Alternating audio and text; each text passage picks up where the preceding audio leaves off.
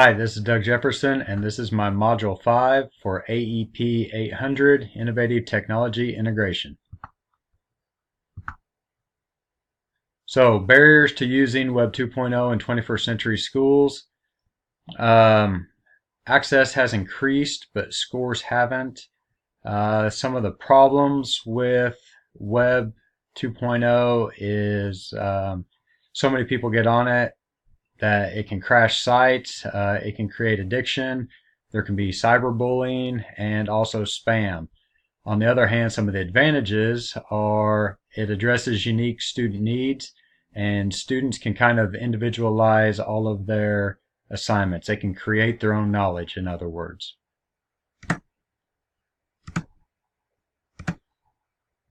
So in the next article, the 7 common barriers that obstruct tech adoption in education. Basically, I just listed those 7 over there to the left. They're all pretty straightforward. You have to have teachers who have a vision and want to move forward. The teachers' roles are changing with technology. I think good teachers today, basically, they're learning along with the students. They kind of set the tone for the classroom, and students and teachers both find answers alike, sometimes at the same time even, instead of teachers just spitting out a whole bunch of information. The achievement gap, there's always going to be a gap between your upper level learners and your lower levels. Scaling promising innovations. This is just changing things. Certain things sound good, but maybe they don't work out as well, whether it be because of the broadband in the school or whatever. Money's always going to be an issue. We have to get past textbooks, fewer and fewer classes, and schools are using textbooks nowadays. And strong infrastructure, again, you have to have broadband, you have to have Wi-Fi, you have to have laptops. So all that stuff needs to be in place. The third article, the digital divide. I found it pretty interesting that a quarter of the nation is without broadband. One of the places this article talks about was Appalachia. This isn't the only place, but this was the one in the article. Basically, they don't have broadband for their schools or for their homes, and if they do have internet, it's usually dial-up or it's pretty slow. This usually happens in rural areas, and what I've noticed in several articles now is that being connected separates us into haves and have-nots. Just like our country has rich and poor, basically, if you have internet, I think you're going to have a leg up on the competition or against those students trying to get into the same schools, especially that don't have internet. So with having broadband in a school, that brings huge advantages to kids who don't, or districts who don't. The next article we have is open educational resources. Basically what this is talking about is sharing information publicly. Some districts, some states, some regions, some groups, what they're starting to do is instead of spending thousands of dollars to buy textbooks from certain companies, what they're doing is they're putting all their information out there and they're making it free. And with all this free information out there, some people are using it as core material for classes, and others are using it just as supplemental material. But the great thing about this material is you can change it all. It's not copyrighted, so you can adjust it to fit your level of students, your class, whatever it might be. And this is a great cost-effective way to get new and innovative ideas in your classroom if you're struggling to find ways to change up your room. And the last one was the video that I watched. Oops, sorry about that. In the video, the lady talks about how the constraints are different at primary and secondary schools. Basically, in primary schools, teachers are with their kids all day, every day. In secondary schools, you're with them, 45 minutes, or if you're on a block schedule, an hour and a half. And what this does is, because of the time spent with teachers, you're going to get your money's worth out of the primary schools because of the time with the teacher, with the students. In secondary schools, you're going to have some great teachers in order to see benefits of spending this money up front. And then the culture of trust there. Basically, you have to have teachers working together. Everybody has to be for the students, for a common purpose, and everybody's in on the same page. And then the last thing I noticed there about this video was sustained investment of time and money. This is very, very difficult to do. Again, it's very easy to justify in the primary schools, but it's very difficult to justify in the secondary. And if you look at most of our schools, especially here in Kansas, it seems like the secondary levels where they're getting all the one-to-ones, whether it's laptops or iPads. So it'll be interesting to see how that works out in the future. All right, moving on to the question. So question number one, do you feel the digital divide can be resolved? Why or why not? My feeling is no. It's kind of like the question, can you solve poverty? Can everybody in the United States have health insurance? And whether it be because of government, because of industry, whatever, I don't think this can be resolved in education. Too many financial factors involved with technology in education. This isn't like the old days with phone lines where they just put phone lines up and everybody had access as long as you could afford to buy a phone.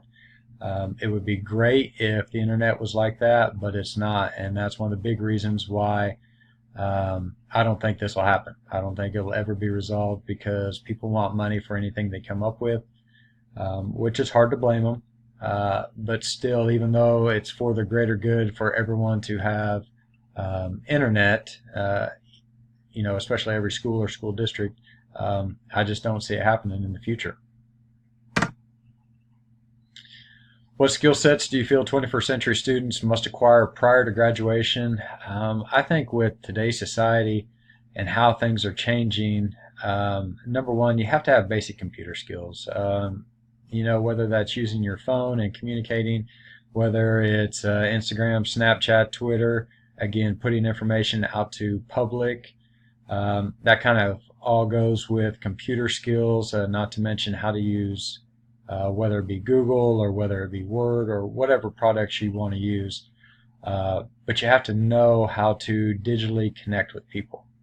The second one there is communication skills. You have to be able to talk. One of the things I focus on in my room is eye contact, handshakes, being able to talk to adults. We even, in one of our chapters, go through an interview process to where students have to write their own resume. They have to be able to explain their strengths and weaknesses. And I think that's just missing with our younger generation in today's society. They don't have to do this stuff. They don't have to go talk to people in public. And I think that would be great for them to be able to do. You can see the resume writing. I tied that in with communication skills there. And then I also believe they need one of the four things. They either need to do a senior project, they either need to do a portfolio, and that can be either a physical portfolio or an e-portfolio, an internship or community service. So something where they're involved with other people. They have to have deadlines. They have to be there on time. And, kind of like Kansas is pushing for these soft skills.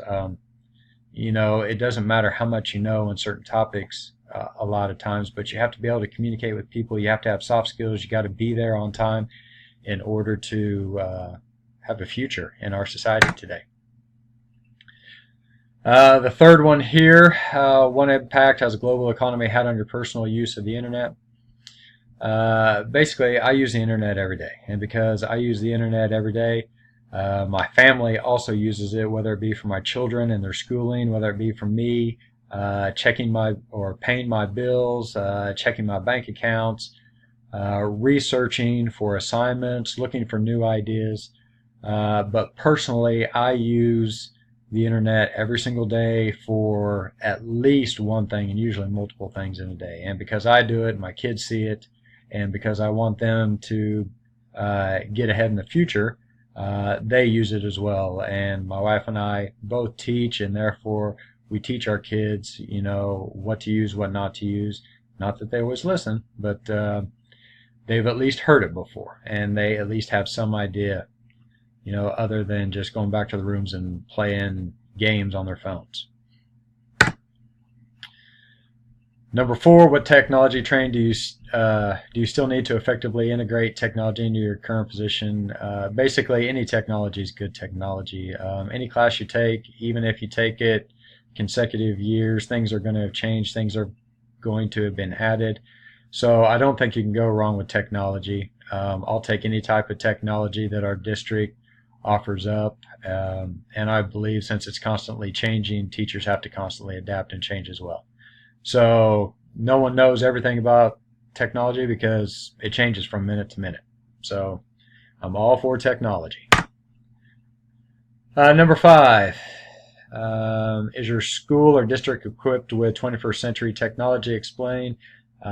Yes, and we're always getting better. We're not as good as some, but the reason I believe that is we have smart boards in the classrooms and want classrooms. We have data projectors in every single classroom. From our middle school through high school, we are one-to-one with Chromebooks, and teachers can have their choice of laptops or iPads, and some of us even have both.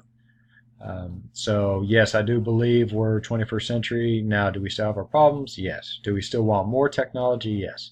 But looking around the area, I believe our district's in pretty good shape. 6, what are the advantages of innovative practices in schools?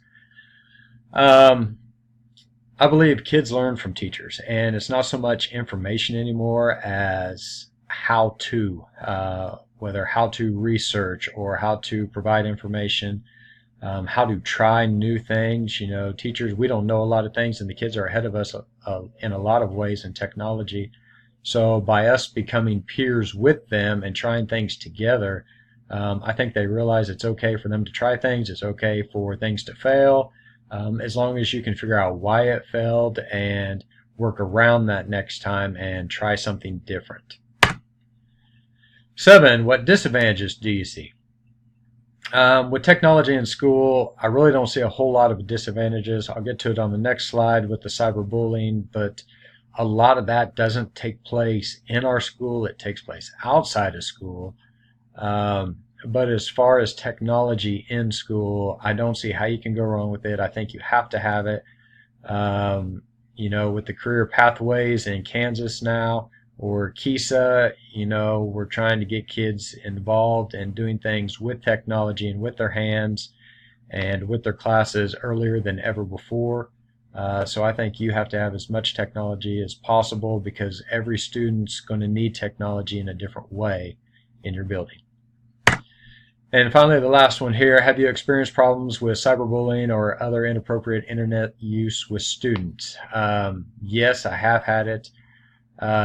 It didn't start in school. It started outside of school. But I've had a few times where all of a sudden, usually females will break down crying or something because we can't have phones in classrooms, and there's certain times during the class where they can use it and be on it. But you know, when it's bad enough for a high school student to start crying, you know, we have to go down to the counselor's office. Usually I take them, and the para, if she's in there, will stay with my classroom. And it's been bad enough before where the counselors have been involved, the administrators have been involved. I was involved a little bit.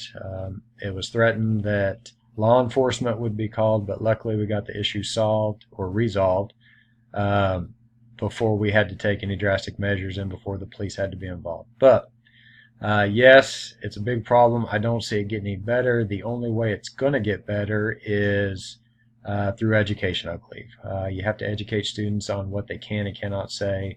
You know, a lot of times they don't know what's appropriate to say face-to-face and what's appropriate to say, you know, somewhere in the digital world. So that's one of the big things that we have to teach students is what you can and cannot say, and when and where to say it, and who to say it to. So that is my Module 5. I really enjoyed it and look forward to hearing from you guys and seeing your videos later on. Thank you.